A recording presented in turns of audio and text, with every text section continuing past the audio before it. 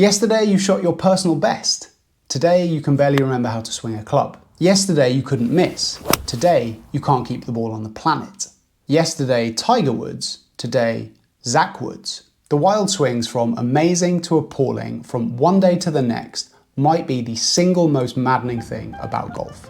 It's often said to just be one of those things that we have to accept. But do we? What's actually causing the massive variance in scores of golfers of all different skill levels?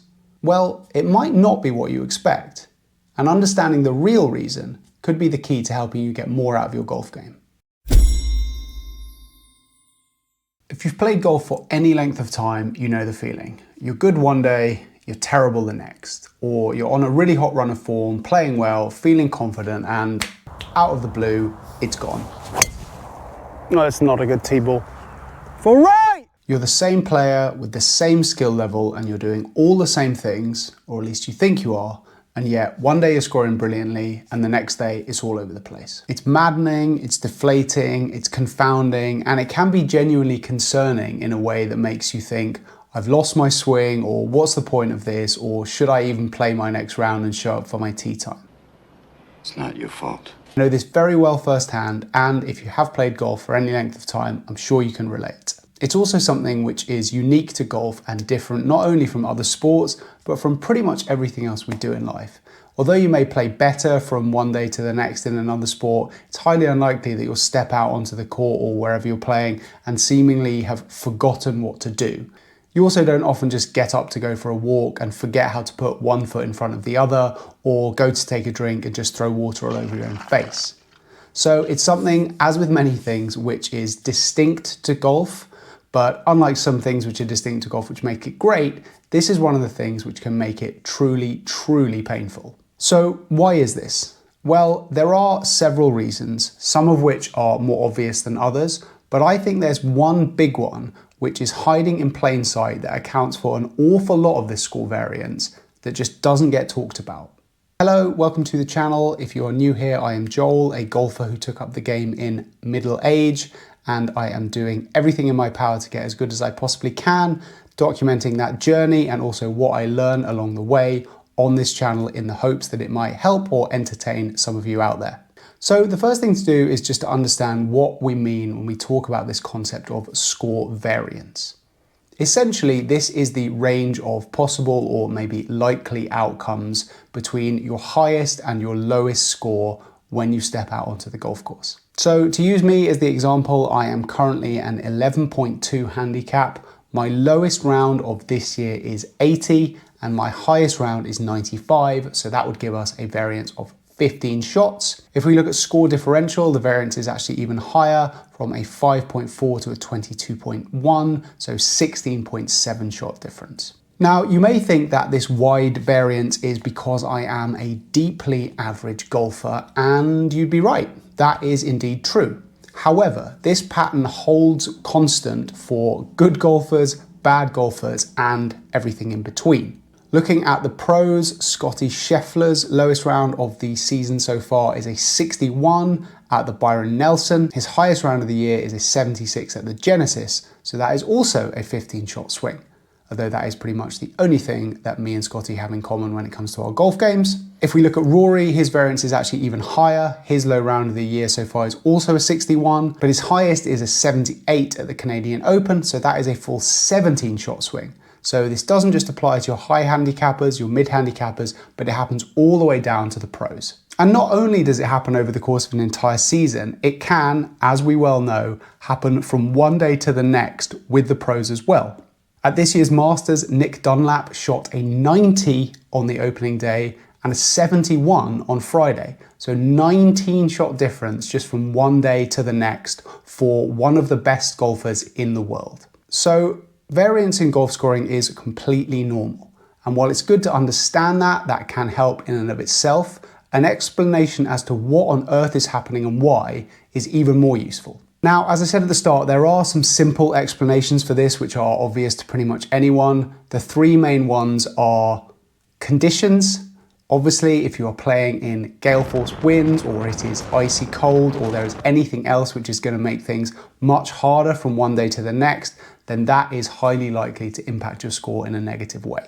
Similarly, if you're playing a different course, if you were going from your local Parkland members course and you were going off to play Beth Plays Black or Kiowa, then yeah, you're probably going to shoot a higher score just because the course itself is much more difficult. And then finally, you are slightly different from one day to the next. You might have slept better, or you might be feeling ill, or you might have just eaten a massive meal, or you might be in a terrible mood, you might have stubbed your toe getting out of the car.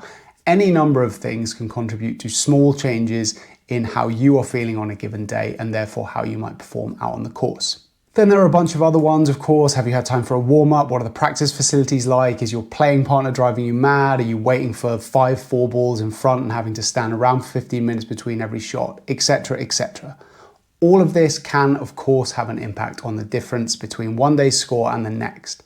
But that's not really what I'm talking about here.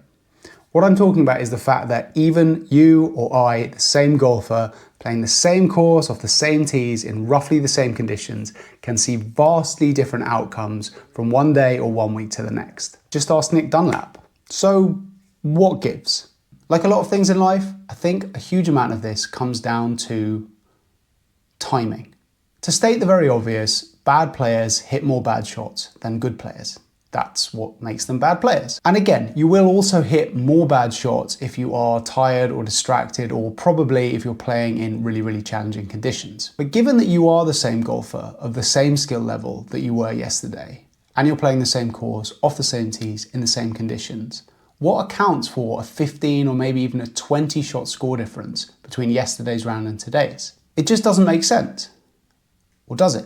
Well, I think it does when you start to understand that it's not about if you're going to hit bad shots, but when you hit your bad shots. Every round you're going to hit some good shots, some bad shots, and a bunch in between. What's good and what's bad will obviously be relative to your skill level, and the ratios of these will also depend on how good or bad a golfer you are. But even the exact same number of bad shots, of the exact same badness, can lead to drastically different outcomes depending on when they show up in a round, and just how badly boned you are off the back of them. So for example, my course that I'm a member at. If I stand up on the 4th tee, it's a huge par 5 and there's acres of room over to the left. If I hit a snap hook, which I very well might, no trouble at all. I'm just in the next hole, I can play on, I can still get on the green in 3. However, if I were to hit that exact same snap hook on the first hole or the second hole, that ball is screaming out of bounds and I'm 3 off the tee. And because there's a driveway there, I may also have killed someone. So it's the exact same shot, just in one instance it cost me nothing versus 2 full strokes. If I have one big snap hook in me every round, and I may very well do, one day it could cost me nothing, the next day it could blow up my card. Or to give a different example of a course you may actually have heard of. Let's say we are playing at TPC Sawgrass. I am very capable of topping an iron off the tee. If I were to do that on, say, hole 2, I'm probably in no danger. The ball may not have gone very far, but it's likely just down the fairway, and I've still got 2 more shots to get on the green in regulation. No harm done. If I top that same iron off the tee on 17, no good. On which note, this notion of variance and when your bad shots happen obviously does tie into the courses you're playing. Hard courses or tight courses or courses with lots of hazards or OB will punish your bad shots more than those without. But again, even if we were to control for all the other variables, scores still spike up and down massively, as we all know. And I think this is the reason. To be clear, this isn't about luck. This is about the distribution of your bad shots and your good shots. It's similar in a way to the distribution of outcomes in any individual shot. Let's say you flare an approach shot and you miss it 10 yards right of your intended target. Well, that ball on one hole may just land on the edge of the green. On another hole, it might kick off a bank and go OB, and that's cost you 2 strokes. This is that, but zoomed out.